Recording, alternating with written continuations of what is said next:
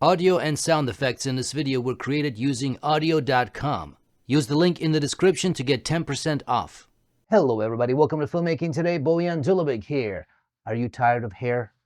Stay tuned. Alright, so the usual housekeeping, this product was sent to me free of charge by the company for this review. However, as always, they have no influence on this video. They're not reviewing it before it's being published, and all the opinions you're going to hear are my own. Today we're talking about a plugin or a standalone app, depending on how you use it, by Retouch4me. I did a video for them previously about one of their other plugins, and so this one is called Stray Hairs. And it basically, what it does, it gets rid of all those annoying little pieces of hair when you take someone's photo and everything's great, you've got it all how you wanted it to be, but then there's all these tiny bits of hair. I don't have that problem, but others do. And sure, you can get rid of it, not a problem, but it can take forever, whereas just one click of a button and it's gone. So let's take a look at the interface and see how it works. All right, so this is the interface of the app. This is the standalone interface. So let's just drag a photo into it. So I got this photo right here. Now, the moment you drag a photo into it, it's going to start detecting it. This, in my case, usually takes somewhere between, I don't know, 20 to 30 seconds or so. I'm pretty sure this obviously depends on your computer and your I don't know if it uses the GPU or the CPU, but yeah, this is something to keep in mind. It could take a bit. So, you know, if you got a bunch of photos, you know, you're gonna have to factor this into the equation. So there we go, phase 1 was done. Now phase 2 is processing. The moment it's done, it's gonna apply the effect. And here we go. So the effect is already applied. Now I'll show you if we zoom in here. So if you look at her hair on the outline here, so I'm going to toggle it off. This is the original. Now this is with the effect applied, and you can see, like, if you look at around here, let me turn it off, you can see how much hair there is actually, and it really cleans it up nicely. I mean, there's this hair string here, if you see it, and that's gone. However, it was smart enough not to touch this one. Now, here's one thing. So this, it didn't remove. And I played around with this earlier, with this photo. And if I want to remove this manually, there is a way. You have to push this button here. It's going to show you the mask. So you see all the things that it actually removed, right? So it's doing a great job. However, the problem is, if I want to remove this, so if I outline it, all right, and then if I hit this regenerate button, it's gonna process it again, and it should get rid of that one hair string, but unfortunately it didn't. Well, it got rid of a little bit here, but so this is the one thing where I hope they'll improve things. I think all in all, as you'll see from more example, the plugin is great. I mean, you really don't have to do much. Just drag the photo in and it's going to do the job. But when it comes to certain things, sometimes it just won't do it. It's like it's stubborn, and it you know, it's thinking, no, this should not be removed. So that's something to keep in mind. Again, I hope this can be improved with an update, basically. But so that's that. And again, if we look at even here, if I turn it off, you see how much hair there is, and boom, all that has been removed. So it's doing a great job. Now, if I wanted to save this, you just hit the save button or save as here, if you want to save it as a different file. So that's that. Let's just take a quick look at the interface. There's not much, you know, here in terms of interface. So you've got the on-off toggle. This is if you've made changes and you wanted to apply the changes. This is basically the pan and zoom, and this is to, you know, see the mask, so you can see all these things that it masked out. And this is this is the eraser, and then this is the size of the brush. So if you go all the way, you know, or all the way down, and this is to invert the mask. So there you go. Those are your basic features. You'll pick that up quickly. And now let me cancel this one and let me show you another example. So I'm going to drag this photo into it. And also this works within Photoshop and within Lightroom. And I'll show you that in a second as well. And because obviously photographers, a lot of us use Lightroom, so do I. And being able to use this from within Lightroom or Photoshop is great. So I'm going to show you an example here of things it does that I actually don't want it to do. How we can undo an area that, you know, where it removes hair basically.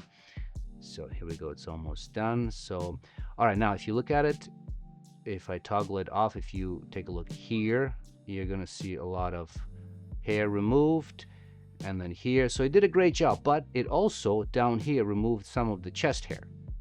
Not a lot, but you know, a few. Now I don't want that. So if you don't want it, you go here and let's make the brush bigger, and let's just erase this, hit regenerate, and it's gonna bring it back. And sometimes that will happen. It might, yeah, there you go. So now if I toggle it off, that is not affected. Now that's great. Now let me show you Photoshop, what happens in Photoshop. So here's another photo I've got. So in Photoshop, there are two ways of doing this. You can apply the changes to the photo. It will be destructively, so you can't undo it. And if you want to do that, just select the layer and go up to filter, or sorry, go to, actually, gotta select the layer, up to filter, and then touch the button here. Now, the problem with that is, that's the one way of doing it. But if you want to actually apply this to a layer, make sure you duplicate this. So if you go create a layer and then apply the changes to this layer, because what's going to happen, whatever the changes are, it's going to apply to this layer, but then you'll still have the original layer. Otherwise, if you don't duplicate this, it's going to apply the changes to the original layer and your original photo will disappear. You'll just see the changes. So I'll show you what I mean by that. So if we go here and let's select it, so it's going to open up basically the same interface. The only difference is you have this layer mode down here. So if it's toggled off, it's going to apply the changes to the original layer and everything will be one image. You can't undo it. If it's toggled on, it will apply it. It will just export the changes, and that's why you need a duplicate layer. I'll show you in just a second as it's loading here. Almost done.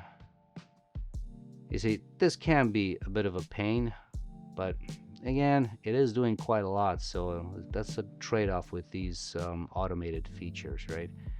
Okay, here we go. So it's already applied the changes, so if we undo it, you see there's not much here, but if you take a look here, there's some stuff here. Now in this case, there's this string here. It didn't actually get rid of. You see this string of hair. So in this case, if we select the brush, and yeah, let's select that, and then hit this button, and once it's done, that should disappear. There you go. So if I toggle it off, you see it's there. Now it's gone. So let's say we're happy with this.